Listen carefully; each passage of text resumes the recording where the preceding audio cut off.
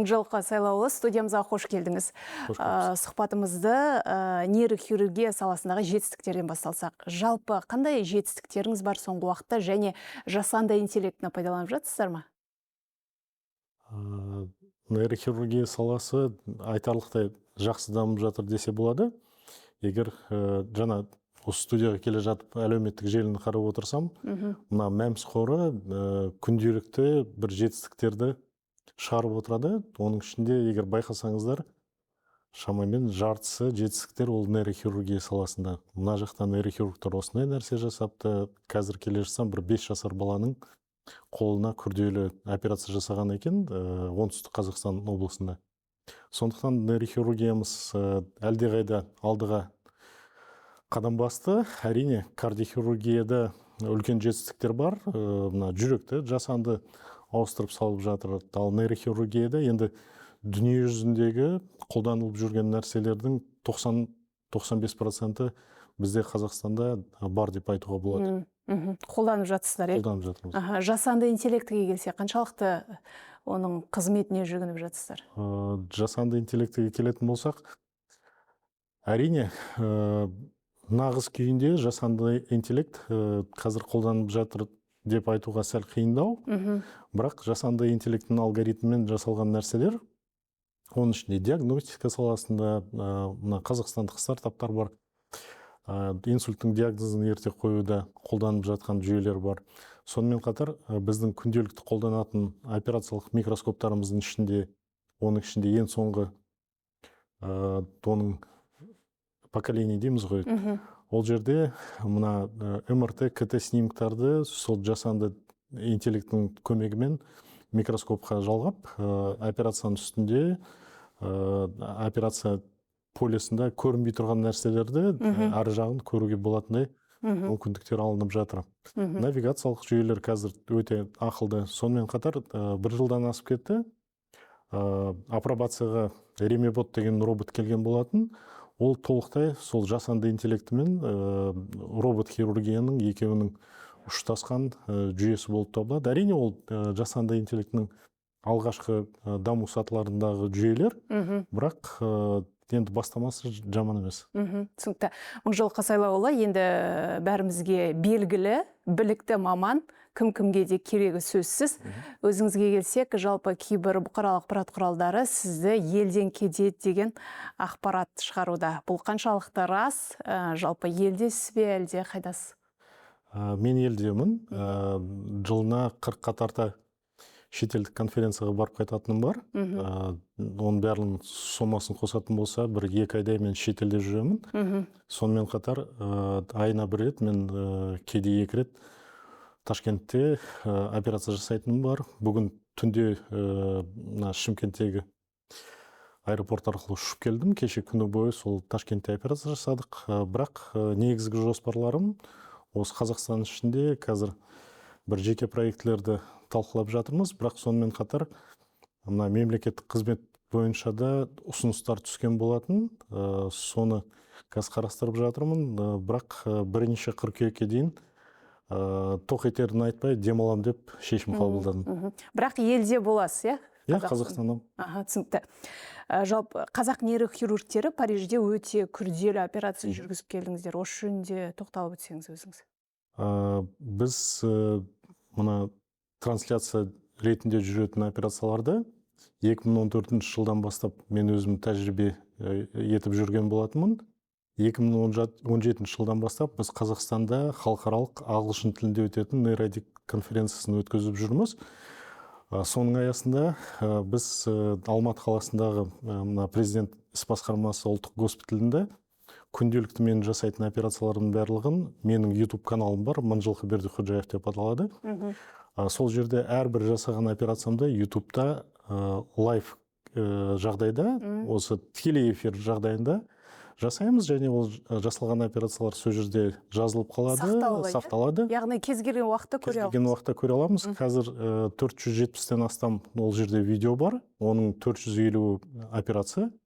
Сондықтан сол тәжірибені көріп, Франциядағы біздің коллегаларымыз енді беделді халықаралық конференцияға шақырып, сол жерде Алматыдан операцияны көрсетіп, күрделі науқастарды жасап бересіздер ма деп өтінген болатын.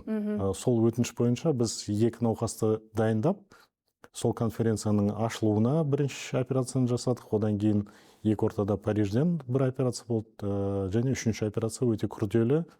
Миына қан кетіп, ауыр жағдайда жатқан науқасқа операция жасаған болатынбыз. Соның барлығы өте қызықты өтті деп айтып жатыр. Мыңжылқы Сайлауұлы, келесі сұрағымыз жалпы отандық медицинаға қатысты. Өзіңіз білесіз, жалпы қоғамда, әлеуметтік желіде отандық медицинаға көңілі толмайтын пікірлер аз емес. Бұған қатысты осы саланың маманы ретінде өзіңіз не айтасыз? Мен жаңа айтып кеттім ғой, Өзбекстаннан Қапланбек деген пост бар, кедендік пост. Содан Шымкентке қарай ақылы жол бар, бетонка. Үлкен трасса ғой. Таксист жігіт айтады, біз осы жолға қыруар мыңдаған теңге төлеп жатырмыз дейді. Осы жолмен жүру үшін. Бірақ ол жол шұрық тесік. Жеткенше дейін бір 4-5 жерде үлкен күрделі жөндеу жұмыстары жүріп жатыр. Бірақ ол ямочный ремонт дейміз ғой. Асфальт болатын болса, кішкентай бөлігін кесіп алады да, ол жерге асфальт төсей қояды. Ал қазір бетон технологиясы болғандықтан, ол жерде кем дегенде бір 20 метр жерді қазып тастайды. Сондықтан біздің халық көңіл толмайтын нәрселер көп. Оның ішінде әрине, егер біздің депутаттарымыз мына көгілдір экраннан күнделікті медицина жаман, дәрігерлер ұрлықшы, приписка жасап жатыр деп айта беретін болса, әрине мектептегідей ғой, 3-пен оқитын баланы жаман деп айтатын болса, барлығы оған жаман ретінде қарайды. Бірақ медицина әлдеқайда алдыға қадам басты. Біз енді жасанды интеллектті қолданып жатырмыз, заманауи технологияларды қолданып жатырмыз. Бірақ медицина жүйесінің, оның ішінде денсаулық сақтау жүйесінің үлкен олқылықтары бар. Біздің жасап жатқан жұмыстың қаржыландыру өте үлкен минуста. Жылына шамамен 1 миллиард доллар шамасында ақша денсаулық сақтау жүйесіне жетпейді, дефицитті. Сондықтан біз сол 1 миллиард... Соған қарамастан, соған қарамастан біз енді қызмет атқарып жатырмыз. Бүгін науқастарым жазып жатыр. Сіздер артық операция мамыр, маусымда жасап қойғандықтан Алматыда ауруханаға науқастарды жатқызуды шектеді деп. Сондай-ақ әрине біз қолымыздан келетін нәрсе көп. Біз 3-4 есе науқастар көп емдей аламыз. Олар әрине біздің көмегімізге жүгінеді, бірақ енді сондай қаржыландыру жағынан үлкен олқылықтар бар. Енді идеалды жүйеге жету қиын. Құрама Штаттарын айтатын болсақ, ол жерде 50% халық денсаулық сақтау жүйесіне қол жетімсіз. Олардың қаражаты жоқ, ал денсаулық сақтау жүйесі өте қымбат. Европада әрине қол жетімді, бірақ адамдар тапқан ақшасының 50%-ын мемлекетке, бюджетке салық ретінде тапсырып отырады. Бізде әрине біз ондай бай мемлекеттер қатарына жатпаймыз. Үшінші дамушы елдер қатарынан екінші дамушы елдер қатарына қадам басқан сияқтымыз, бірақ дегенмен де біздің қаржылай мүмкіндіктеріміз әлі сол үшінші дамушы елдер қатарында деп ойлаймын. Жалпы қаржылық жетіспеушілігі, одан басқа тағы қандай проблемаларды айта аласыз осы салада? Біз Қазақстанда мына айлық жағынан өте төмен айлық беріп, оның ішінде мен кейде қалжыңдап айтам, мына енді әйел кісілер кірпік жабыстырады ғой. Кірпік жабыстыратын, тырнақ бояйтын қыздар бір айда шамамен 1,5-2 миллион теңге ақша таба алады. Ал дәрігер болып жұмыс істеп 400 мың, 500 мың табу, ол өте үлкен физикалық жүктемені жүктейді. Сондықтан кірпік жабыстырып, семьясын асырауға, кредитін жабуға, бір айфондар сатып алуға мүмкіндік беретін жұмыс емес бұл. Соған қарамастан сондай аз айлық беріп қойып, дүниежүзілік стандарттар бойынша талап етеді ғой. Біз неге сол Америкадағыдай жұмыс істемейміз, біз неге Германиядағыдай, Кореядағыдай жұмыс істемейміз деп талап етеді.